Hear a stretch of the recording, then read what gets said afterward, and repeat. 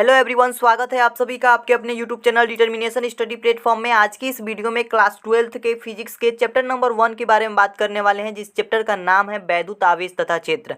इस चैप्टर के हम सारे इंपॉर्टेंट प्रश्नों का संग्रह लेकर के आ चुके हैं। इस वन शॉट वीडियो में आप सभी को ऐसे ऐसे क्वेश्चन बताने वाले हैं जिससे कि आपकी तैयारी पूरे नंबर की हो जाएगी। तो 100% मानकर चलिए कि यही क्वेश्चन आपके एग्जाम में आने वाले हैं। तो चैप्टर 1 से इन क्वेश्चन के अलावा किसी और क्वेश्चन को तैयार करने की, समय बर्बाद करने की जरूरत नहीं है। चैप्टर 1 में जितने भी क्वेश्चन मैं इस वीडियो में बता रहा हूं, उतने क्वेश्चन अगर आप तैयार कर लेते हैं तो आप लोगों की तैयारी बहुत बढ़िया से हो जाएगी। और इसी तरीके से हर चैप्टर के इंपॉर्टेंट क्वेश्चन मैं लेकर के आता रहूंगा। तो चैनल को सब्सक्राइब करके हर एक चैप्टर के इंपॉर्टेंट क्वेश्चन को अब तैयार करते जाइए। इस चैनल के माध्यम से डेली अब आप लोगों को इंपॉर्टेंट क्वेश्चन की वीडियो मिलना शुरू हो जाएंगी। तो आज से जो है आप सभी लोग तैयार करना शुरू कर दीजिए सारे इंपॉर्टेंट क्वेश्चन। तो सबसे पहले बात करेंगे कि आपके बहुविकल्पीय प्रश्न में चैप्टर नंबर 1 से कौन कौन से क्वेश्चन इंपॉर्टेंट है। और एक बात और बता देता हूं कि ये क्वेश्चन बहुत सालों से पूछे जा रहे हैं लगातार। तो देखिए, सबसे पहले हम बात करेंगे बहुविकल्पीय प्रश्नों के बारे में। पहला क्वेश्चन आप सभी के सामने दिख रहा होगा कि वैद्युतशीलता यानी एप्सिलॉन नॉट जिसे कहते हैं, एप्सिलॉन नॉट को ही वैद्युतशीलता बोलते हैं। आप लोगों ने फार्मूला एक लर्न किया होगा 1/4 pi epsilon not Q1 Q2 अपन में R स्क्वायर, जिसे कूलाम का नियम कहते हैं। तो वहां पे एप्सिलॉन नॉट आता है ना, तो उसको हम वैद्युतशीलता बोलते हैं। और इस वैद्युतशीलता का SI मात्रक क्या होता है ये आपको बताना है। ऑप्शंस यहाँ पे दे रखे हैं, आप सभी को याद रखना है। जो एप्सिलॉन नॉट की मात्रक होती है क्या होती है? कूलाम स्क्वायर प्रति न्यूटन मीटर स्क्वायर। तो पहला ऑप्शन जो है बिल्कुल करेक्ट आंसर है। आप सभी लोग लर्न कर लीजिएगा कि एप्सिलॉन नॉट की जो मात्रक होती है कूलाम स्क्वायर प्रति न्यूटन मीटर स्क्वायर होती है। ठीक है, अब हम सेकंड क्वेश्चन की अगर हम बात करते हैं तो सेकंड क्वेश्चन हमारे पास है कि विद्युत क्षेत्र वेक्टर ई में वेक्टर पी आघूर्ण वाले द्विध्रुव पर लगने वाला बल आघूर्ण क्या होगा। ठीक है, तो देखिए द्विध्रुव पर लगने वाला जो बल आघूर्ण होता है पी और ई के, यानी ये दोनों वेक्टर क्वांटिटी है, इन दोनों के क्रॉस प्रोडक्ट के बराबर होता है। ठीक है, तो आपको याद रखना है इस ये क्रम जो दूसरा है ना ऑप्शन, ये बिल्कुल सही है। जो द्विध्रुव पर लगने वाला बल होता है वो vector P cross vector E होता है। ठीक है, अब यहाँ पे अगर डॉट लग जाए तो भी गलत हो जाएगा, और अगर इस क्रम को बदल दे यानी ई को इधर कर दे पी को इधर कर दे तो भी गलत हो जाएगा। तो इस बात को ध्यान रखिएगा कि जो द्विध्रुव पर लगने वाला बल होता है vector P cross vector E होता है। ठीक है, तो ये ऑप्शन आपका बिल्कुल करेक्ट ऑप्शन होगा। नेक्स्ट क्वेश्चन की अगर बात करते हैं तो थर्ड नंबर क्वेश्चन आप देख लीजिए। क्वेश्चन है वैद्युत क्षेत्र की तीव्रता का मात्रक लिखिए। तो वैद्युत क्षेत्र की तीव्रता का मात्रक सिंपल है, न्यूटन प्रति कूलाम होता है। ऑप्शन नंबर थर्ड यानी तीसरा ऑप्शन सही हो जाएगा। नेक्स्ट क्वेश्चन है कि विद्युत फ्लक्स का मात्रक क्या होता है। तो विद्युत फ्लक्स का मात्रक आप लोगों को दो तरीके से याद होगा, एक तो वोल्ट मीटर होता है, यानी कि ऑप्शन नंबर सेकंड सही हो जाएगा। तो वोल्ट मीटर के अलावा भी विद्युत फ्लक्स का एक मात्रक होता है, जिस मात्रक को याद कर लीजिएगा newton meter square, newton meter square पर कूलाम। ठीक है, तो ये भी जो है वैद्युत फ्लक्स का ही मात्रक है। तो आप सभी लोग इन दोनों मात्रक को लर्न कर लीजिएगा, दोनों इंपॉर्टेंट है। ठीक है, जब ये आएगा तो ये नहीं आएगा, ये आएगा तो ये नहीं आएगा। ठीक है, तो इस तरीके से ये दोनों ही विद्युत फ्लक्स के मात्रक होते हैं, आप सभी लोग इसे लर्न कर लीजिएगा। तो ये रहे हमारे इंपॉर्टेंट MCQ क्वेश्चन यानी कि बहुविकल्पीय क्वेश्चन। अब हम बात करेंगे लघु उत्तरीय और दीर्घ उत्तरीय प्रश्नों के बारे में, आइए देखते हैं। तो देखिए, शुरुआत करते हैं क्वेश्चन नंबर फर्स्ट से। पहला क्वेश्चन आप सभी के सामने सिंपल है, अति लघु उत्तरीय प्रश्न में पूछा जा सकता है या फिर लघु उत्तरीय प्रश्न में आपसे पूछा जा सकता है। प्रश्न है कि वैद्युत क्षेत्र की तीव्रता की परिभाषा तथा इसका मात्रक लिखिए। ठीक है, कि वैद्युत क्षेत्र की तीव्रता क्या होती है। वैद्युत क्षेत्र में किसी बिंदु पर स्थित परीक्षण आवेश जितने बल का अनुभव करता है उसे उस बिंदु का विद्युत क्षेत्र की तीव्रता कहते हैं। ठीक है, अगर कोई परीक्षण आवेश किसी क्षेत्र में स्थित है और वो जितने बल का अनुभव कर रहा है तो उसे उस बिंदु पर उसकी वैद्युत क्षेत्र की तीव्रता कही जाएगी। ठीक है, तो इस बात को याद रखिएगा। और इसके मात्रक की बात करें तो इसका जो फार्मूला है याद रखिएगा, मात्रक आप पता कर लेंगे। देखिए, वेक्टर ई बराबर वेक्टर एफ अपन में क्यू नॉट होता है। ठीक है, यहाँ पे एफ जो है बल है और क्यू नॉट परीक्षण आवेश है। ठीक है, इस बात को याद रखिएगा। और वेक्टर ई आपको पता ही है वैद्युत क्षेत्र की तीव्रता होती है। ठीक है, अगर बात करें वैद्युत क्षेत्र की तीव्रता के मात्रक की तो इस फार्मूले से आपको पता चल जाएगा। देखिए, ऊपर क्या है, बल है यानी कि एफ है, तो एफ मतलब बल है। नीचे क्या है, आवेश, यानी कि आवेश का मात्रक कूलाम होता है और बल का मात्रक न्यूटन, तो न्यूटन प्रति कूलाम, न्यूटन बाई कूलाम हो जाएगा इसका मात्रक। तो इस तरीके से इसके मात्रक को भी लर्न कर लीजिएगा, बहुत इंपॉर्टेंट है। नेक्स्ट क्वेश्चन की अगर बात करते हैं तो सेकंड नंबर क्वेश्चन आप सभी के सामने है कि वैद्युत फ्लक्स की परिभाषा और उसका मात्रक भी लिखिए। ठीक है, तो वैद्युत फ्लक्स की परिभाषा लिखनी है और इसका मात्रक लिखना है। अति लघु उत्तरीय या लघु उत्तरीय दोनों टाइप के क्वेश्चन में आ सकता है, इंपॉर्टेंट है, याद कर लीजिएगा। तो देखिए, इसको समझने के लिए हम सबसे पहले आप सभी के पास एक पृष्ठ बना दिए हैं जो कि एक बंद पृष्ठ है। ठीक है, और इस बंद पृष्ठ से होकर के कुछ बल रेखाएं गुजर रही हैं। इन रेखाओं की संख्याओं की माप को ही हम वैद्युत फ्लक्स कहते हैं। ठीक है, बिल्कुल सिंपल सी डिफिनीशन हमने लिख रखी है यहाँ पे, देखिए। और ये जो पृष्ठ है ये कोई रियल का पृष्ठ नहीं, इसे हम काल्पनिक इमेजिनरी पृष्ठ मानते हैं। ठीक है, तो इमेजिन करते हैं कि यहाँ पे एक पृष्ठ है और यहाँ से जो बल रेखाएं गुजर रही हैं इनकी संख्याओं की माप को ही हम क्या कहेंगे, वैद्युत फ्लक्स कहेंगे। ठीक है, सिंपल इसी तरीके से हम यहाँ पे परिभाषा बना दी है कि वैद्युत क्षेत्र में स्थित किसी काल्पनिक पृष्ठ से होकर गुजरने वाली जो वैद्युत बल रेखाएं होती हैं उनकी संख्याओं की माप को वैद्युत फ्लक्स कहते हैं। ठीक है, बस इस तरीके से आपको याद कर लेना है, हो गया वैद्युत फ्लक्स। ठीक है, और इसके सूत्र की अगर बात करते हैं तो आप देखेंगे कि यहाँ से वैद्युत क्षेत्र की तीव्रता जो है इधर की तरफ होगी और यहाँ पे डेल्टा एस जो है ये सूक्ष्म क्षेत्रफल का काम करेगा जहाँ से सारी बल रेखाएं गुजर रही हैं। ठीक है, तो यहाँ से एक फार्मूला बन जाएगा इन दोनों का डॉट प्रोडक्ट। तो देखिए फाई बराबर हमारे पास हो जाएगा, फाई से हम वैद्युत फ्लक्स को प्रदर्शित करते हैं, इसको याद रखिएगा। और फाई बराबर एक फार्मूला निकल के आता है vector E dot vector yes. ठीक है, तो यहाँ पे यस जो है डेल्टा यस के साथ है, यानी सूक्ष्म क्षेत्रफल की बात हो रही है। तो इसके मात्रक को भी हम आसानी से निकाल सकते हैं, ये क्षेत्रफल है तो क्षेत्रफल का मात्रक मीटर स्क्वायर हो जाएगा। और ई हमारे पास क्या होता है, वैद्युत क्षेत्र की तीव्रता होती है, तो न्यूटन प्रति कूलम जो है वैद्युत क्षेत्र की तीव्रता हो जाएगी। तो इस तरीके से हमारे पास एक जो मात्रक निकल के आएगा वो हो जाएगा न्यूटन मीटर स्क्वायर प्रति कूलम। ठीक है, तो इस तरीके से आपने देखा कि वैद्युत फ्लक्स को समझना कितना आसान था। अगर आपने चैनल को सब्सक्राइब नहीं किया है, चैनल को सब्सक्राइब कर दीजिए। तो इस चैनल के माध्यम से आप सभी की बहुत ही बेहतरीन तैयारी कराई जाएगी, तो आप सभी लोग चैनल को जरूर सब्सक्राइब कर दीजिए, इतनी मेहनत की जा रही है। थर्ड क्वेश्चन, सारे क्वेश्चन मैंने चुन चुन करके आप लोगों के लिए ले रखे हैं, सारे क्वेश्चन इंपॉर्टेंट है। थर्ड क्वेश्चन भी बहुत इंपॉर्टेंट है। देखिए क्या है प्रश्न में, प्रश्न है कि एक समान वैद्युत क्षेत्र सदिश वेक्टर ई बराबर 2i कैप प्लस में 3j कैप माइनस का 4k कैप है। वोल्ट मीटर में, यानी कि इसका यूनिट भी दे रखा है, एक पृष्ठ के क्षेत्रफल दे रखा है वेक्टर ए बराबर 8j कैप मीटर स्क्वायर से गुजरने वाले वैद्युत फ्लक्स की गणना कीजिए। तो हमें इसकी गणना करनी है। तो आप सभी को पता होना चाहिए कि वैद्युत फ्लक्स की गणना करने के लिए अगर कह रहा है तो हमने एक फार्मूला पढ़ा है, फाई बराबर क्या, E vector E dot vector A. अब वेक्टर ए को हमने जो वैद्युत फ्लक्स पढ़ा था तो इसको हम डेल्टा यस मान रहे थे, लेकिन अगर हम इसको ए मानते हैं तो भी कोई दिक्कत नहीं है, दोनों ही क्षेत्रफल हैं। ठीक है, तो यहाँ पे ए दिया है इसीलिए हमने यहाँ पे ए माना है। तो यहाँ पे देखिए वेक्टर ई के जगह पे हम क्या रखेंगे, ये सारी चीज़ें, ठीक ना। तो वेक्टर ई की जगह पे हम 2i कैप लिख सकते हैं, प्लस का 3j कैप लिख सकते हैं और माइनस का 4k कैप लिखेंगे। ठीक है, और इसको एक ब्रैकेट में कर देंगे, फिर डॉट लगा करके यहाँ पे वेक्टर ए बराबर 8j कैप ही केवल दिया है तो 8j कैप लिख देंगे। अब देखिए इसको हम कैसे हम सॉल्व करते हैं, तो यहाँ पे जो हमारे पास है ना, तो आई कैप के कोफिशिएंट से ही आई कैप की मल्टीप्लाई होती है। तो यहाँ पे आई कैप भी नहीं है और के कैप भी नहीं है, इस साइड में जो है आई कैप और के कैप नहीं है, तो इस जे कैप के कोफिशिएंट की मल्टीप्लाई हम इस जे कैप के कोफिशिएंट यानी कि गुणांक से ही करेंगे। तो 8 की मल्टीप्लाई हम 3 से करेंगे तो क्या हो जाएगा, 24। और बस यही 24 हमारा आंसर हो जाएगा। लेकिन आप यूनिट अगर लिखना भूल जाते हैं तो ये क्वेश्चन गलत हो जाएगा। तो 24 और वैद्युत फ्लक्स की गणना किए हैं हम, तो वैद्युत फ्लक्स का मात्रक क्या होता है, वोल्ट मीटर होता है, या फिर हम ये लिख सकते हैं न्यूटन मीटर स्क्वायर पर कूलम। तो हम इसको वोल्ट मीटर लिख देते हैं, सिंपल। ठीक है, वोल्ट मीटर। तो ये जो है आपका बिल्कुल करेक्ट आंसर हो जाएगा। ठीक है, किसी भी तरीके की इसमें कोई दिक्कत नहीं होनी चाहिए। ठीक है, कमेंट बॉक्स में एक छोटा सा कमेंट, प्यारा सा कमेंट जरूर कर दीजिएगा कि पढ़ाने का तरीका कैसा है और किस तरीके से आपको लग रहा है। ठीक है, तो अब देखिए हम क्वेश्चन नंबर 4 की तरफ आ चुके हैं और क्वेश्चन नंबर 4 इतना इंपॉर्टेंट है कि हम क्या बताएं। ठीक है, ये क्वेश्चन आप जरूर से जरूर तैयार कर लीजिएगा और ये क्वेश्चन दीर्घोत्तरीय प्रश्न में आने वाला है। ठीक है, दीर्घोत्तरीय प्रश्न में ध्यान में रखिएगा, दीर्घोत्तरीय जो कि आपके 5 नंबर का पूछा जाने वाला है। तो यहाँ से आपका 5 नंबर पक्का होने वाला है। ठीक है, इस क्वेश्चन को तैयार करके आप 5 नंबर बिल्कुल पक्का कर सकते हैं और हर बार आता भी है। ठीक है, तो इस क्वेश्चन को ध्यान से पढ़िए। देखिए क्वेश्चन है कि विद्युत विध्रुव के कारण निरक्षीय स्थिति में किसी बिंदु पर वैद्युत क्षेत्र की तीव्रता का व्यंजक प्राप्त कीजिए। ये डेरिवेशन है। ठीक है, तो इंपॉर्टेंट डेरिवेशन है, इसको याद रखिएगा चैप्टर 1 में। देखिए यहाँ पे निरक्षीय स्थिति का है, तो निरक्षीय स्थिति स्थिति का मतलब है कि अगर क्यू मतलब कि एक माइनस क्यू आवेश है, एक प्लस क्यू आवेश है, दो आवेश हैं रखे गए हैं, तो यहाँ से जो है इस पी पॉइंट पर, यहाँ से एक परपेंडिकुलर रेखा है यानी कि लंबवत रेखा है, और इस पी पॉइंट पर हम अगर वैद्युत क्षेत्र की तीव्रता ज्ञात कर रहे हैं तो इसको हम कहेंगे कि निरक्षीय स्थिति में जो है हम वैद्युत क्षेत्र की तीव्रता ज्ञात कर रहे हैं। ठीक है, तो यहाँ पे हम देखेंगे कि ये माइनस क्यू आवेश बी पॉइंट पर स्थित है और ए पॉइंट पर प्लस क्यू आवेश स्थित है, जिनके बीच की दूरी ए और ए दोनों मिलकर के 2a है। टोटल दूरी कितनी है? 2a है।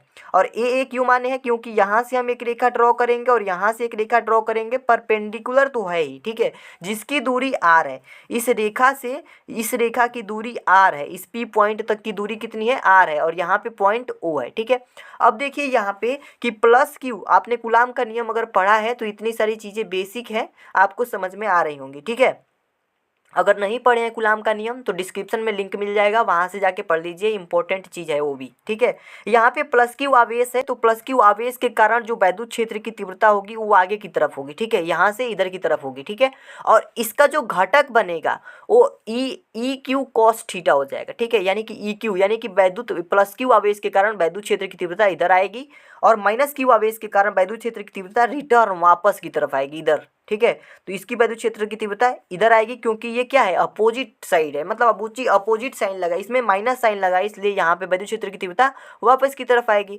और यहाँ की वैद्युत क्षेत्र की तीव्रता आगे की तरफ ई साइन थीटा, और इसका परिणामी इधर घटक जो होगा इसका यहाँ पे हो जाएगा ई साइन थीटा। तो ई साइन थीटा और ई साइन थीटा ये दोनों एक दूसरे को क्या कर देंगे? निरस्त कर देंगे। ई माइनस का साइन थीटा और ई साइन थीटा ये दोनों कट जाएंगे, तो ये चीज़ें बच जाएंगी।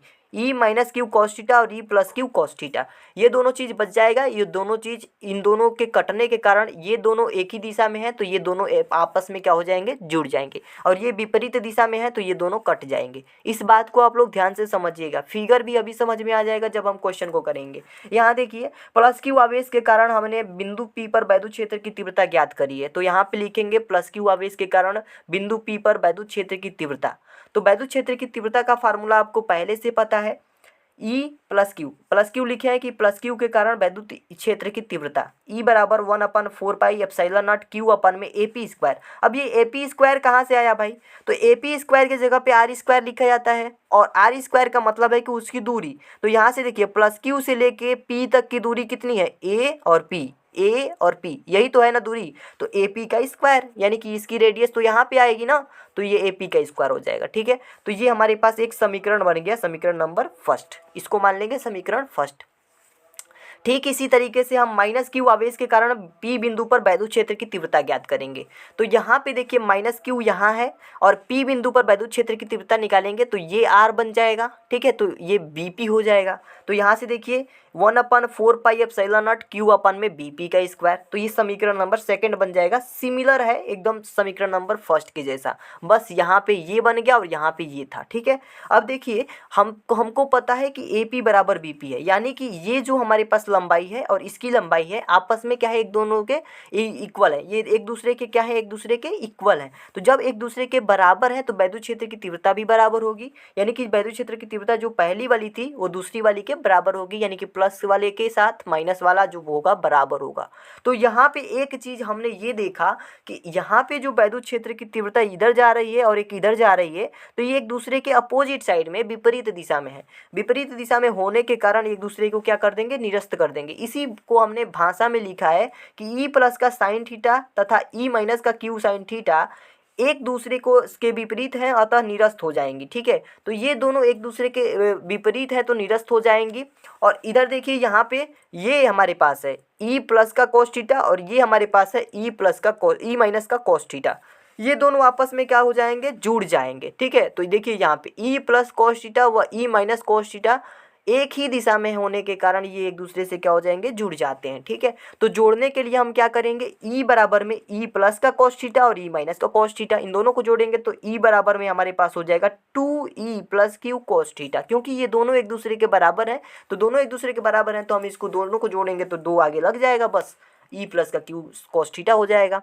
ठीक है, तो यहाँ पे देखिए हमने यहाँ पे ई बराबर में 2 की जगह पे 2 रखेंगे, गुना में है तो गुना में रखेंगे। ई प्लस क्यू की जगह पे हम क्या रखेंगे 1/4 पाई एप्सिलॉन नॉट क्यू अपन में आर स्क्वायर प्लस में ए स्क्वायर। आर स्क्वायर प्लस में ए स्क्वायर कहाँ से आया है आपको मैं बता देता हूँ। यहाँ पे देखिए इस फिगर में, अगर इस फिगर में देखेंगे, अगर हम कह दें कि ए पी बराबर निकाल के दिखाओ हमें, तो इसके लिए हम क्या करेंगे, इसके लिए हम करेंगे पाइथागोरस प्रमेय का प्रयोग। और पाइथागोरस का प्रमेय क्या कहता है कि अगर इस भुजा को निकालना है, इसका मतलब कि ये कर्ण है, और इस कर्ण को निकालना है तो इस लंब के स्क्वायर को और आधार के स्क्वायर को हम क्या करेंगे अंडर रूट में करके जोड़ देंगे। तो अंडर रूट में करके जोड़ेंगे तो यहीं से हमारे पास एक फार्मूला से जो है कुछ चीज़ें निकल के आएंगी, और यहाँ पे हम बन जाएगा क्यू अपन में आर स्क्वायर प्लस में ए स्क्वायर, और इसी तरीके से ए अपन में आर स्क्वायर प्लस में ए स्क्वायर के पावर में 1/2 हो जाएगा। तो इसी तरीके से आगे की तरफ जाएँ तो ई बराबर 1/4 पाई एप्सिलॉन नॉट बन जाएगा। इस 2 का मल्टीप्लाई क्यू में और क्यू का मल्टीप्लाई ए में होगा तो 2QA हो जाएगा ऊपर, और बटा में नीचे हमारे पास इन दोनों का मल्टीप्लाई आपस में कराएंगे तो यहाँ पे आर स्क्वायर प्लस में ए स्क्वायर के पावर में क्या बन जाएगा 3/2 हो जाएगा।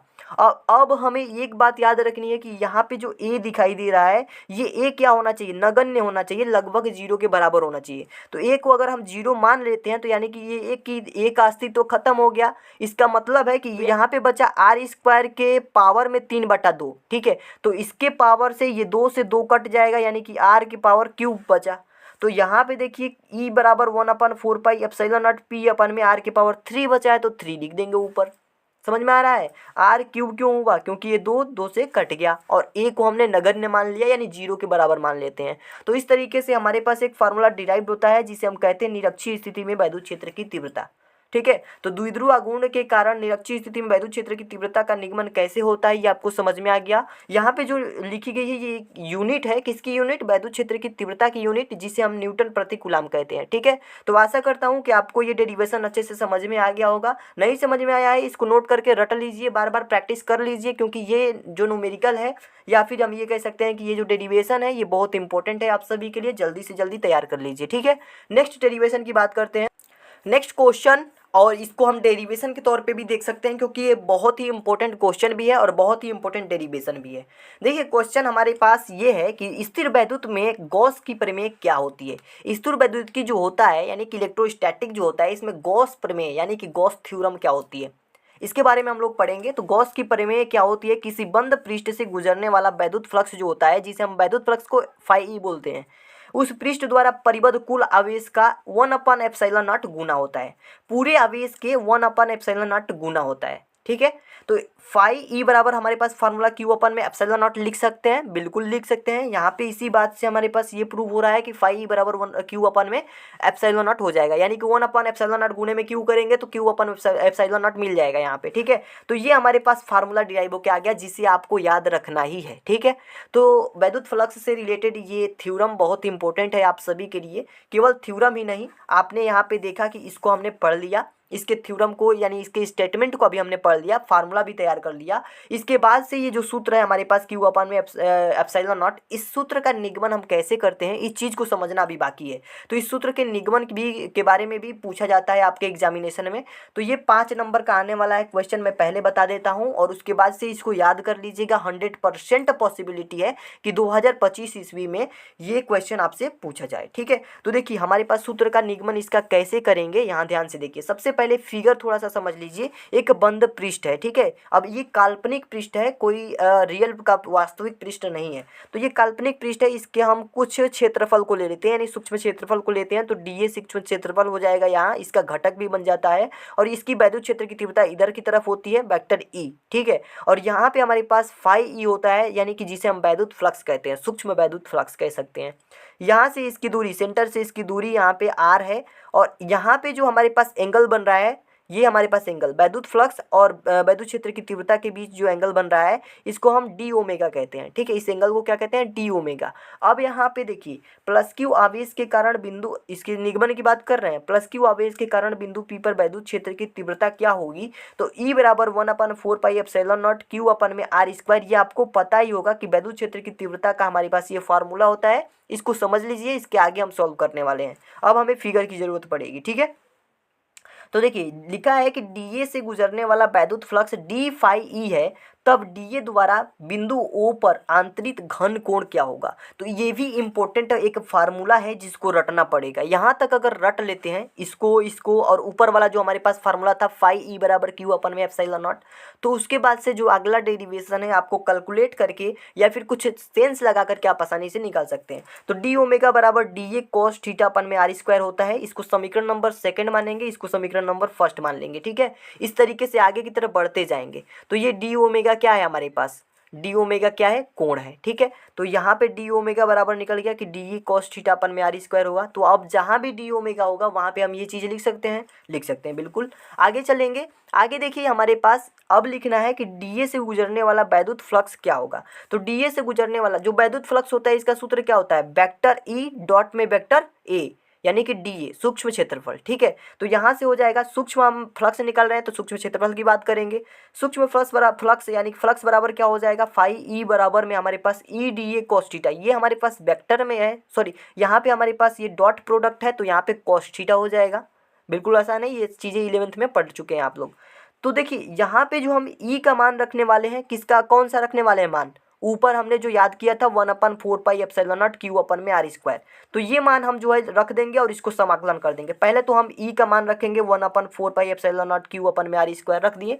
अब दोनों तरफ इन दोनों का समाकलन कर देंगे। समाकलन करने के बाद से हमारे पास डी ए कॉस थीटा भी है, बस ई की जगह पे हमने ये चीज़ रख दिया है। ठीक है, ई की जगह पे हमने ये चीज़ रख दिया है। तो फाई ई बराबर क्या हो जाएगा, जो क्यू अपॉन में 4 पाई एप्सिलॉन नॉट है, ये तो कांस्टेंट है, कांस्टेंट का तो इंटीग्रल होगा नहीं, मतलब इसका समाकलन होगा नहीं, तो इसको बाहर कर देंगे। बाहर करने के बाद से डी ए कॉस थीटा अपन में आर स्क्वायर आ गया, जिसको हम डी ओमेगा बोलते हैं। इसको हम क्या कहते हैं, डी ओमेगा। अभी हमने कहा कि उसकी जगह पे अगर डी ए कॉस थीटा अपन में आर स्क्वायर आ जाए तो इसकी जगह पे हम डी ओमेगा लिख सकते हैं। तो इसको हम क्या करेंगे, यानी इस सूत्र में हम समीकरण सेकंड, यानी कि जो हमने डी ओमेगा माना था इस समीकरण सेकंड था, तो इस समीकरण को हम इस में रख देंगे, इस फार्मूले में। तो लिखेंगे समीकरण सेकंड में समीकरण सेकंड में मतलब कि डी ओमेगा रखने पर, तो यहाँ पे आ जाएगा फाई ई बराबर Q upon 4 pi epsilon not और इंटीग्रेशन ऑफ डी ओमेगा। ठीक है, तो डी ओमेगा के इंटीग्रल यहाँ पे याद करना है, आप लोग को याद रखना है कि इंटीग्रेशन ऑफ डी ओमेगा बराबर क्या होगा, 4 पाई, क्या होगा 4 पाई। तो यहाँ पे फाई ई बराबर क्यू अपन में 4 पाई एप्सिलॉन नॉट इंटू में क्या कर देंगे, डी ओमेगा का इंटीग्रेशन क्या हो जाएगा, 4 पाई हो जाएगा। यहाँ 4 पाई से 4 पाई कट जाएगा और फाई ई बराबर क्यू अपन में एप्सिलॉन नॉट मिल जाएगा। यानी कि हमें प्रूफ हो गया कि जो फाई ई बराबर होता है क्यू अपन एप्सिलॉन नॉट ही होता है। यानी कि हमारे पास ये कह सकते हैं कि वैद्युत फ्लक्स उस पृष्ठ द्वारा परिबद्ध कुल आवेश के 1/एप्सिलॉन नॉट गुना होता है। आई होप आपको समझ में आ गया होगा। ये भी डेरिवेशन मोस्ट इंपॉर्टेंट डेरिवेशन था, आप लोग इसे नोट कर लीजिए, तैयार कर लीजिए। अगर किसी भी तरीके की कोई दिक्कत लगे आप सभी लोग कमेंट बॉक्स में ज़रूर बताइएगा। इस चैप्टर में इतने ही आपके क्वेश्चन तैयार करने हैं। 5 क्वेश्चन हमने आपके अति लघु उत्तरीय प्रश्न, दीर्घ उत्तरीय प्रश्नों के बारे में बात किया और 4 क्वेश्चन हमने एमसीक्यू बेस्ड क्वेश्चन कराए। तो इस तरीके से इतने क्वेश्चन अगर आप चैप्टर 1 में तैयार कर रहे हैं और इतने क्वेश्चन चैप्टर 2 में, चैप्टर 3 में और सारे चैप्टर के क्वेश्चन में इतने सटीक क्वेश्चन यानी कि जो आपसे एग्जाम में पूछे जा सकते हैं, ऐसे क्वेश्चन तैयार करते हैं तो आपके 80+ नंबर लाने से कोई नहीं रोक सकता है। 80 क्या 85 90 भी ला सकते हैं अगर अच्छे से तैयारी कर लें और भाग्य साथ दे थोड़ा सा, और क्वेश्चन पेपर में वही क्वेश्चन आ जाए जो मैं बता रहा हूँ। तो आशा है कि यही क्वेश्चन आपके आने वाले हैं आपके पेपर में। आप सभी लोग धैर्य बनाकर रखिए, चैनल पे बने रहिए, चैनल को सब्सक्राइब कर दीजिए, थोड़ा सा सपोर्ट दिखा दीजिए। छोटे यूट्यूबर हैं लेकिन आपकी सपोर्ट से हम आगे भी बढ़ सकते हैं, तो आप सभी लोग थोड़ा सा सपोर्ट दिखाइए और ऐसे ही इम्पोर्टेंट कंटेंट आप सभी के लिए प्रोवाइड करते रहेंगे। मिलते हैं नई वीडियो में दोस्तों, तब तक के लिए धन्यवाद।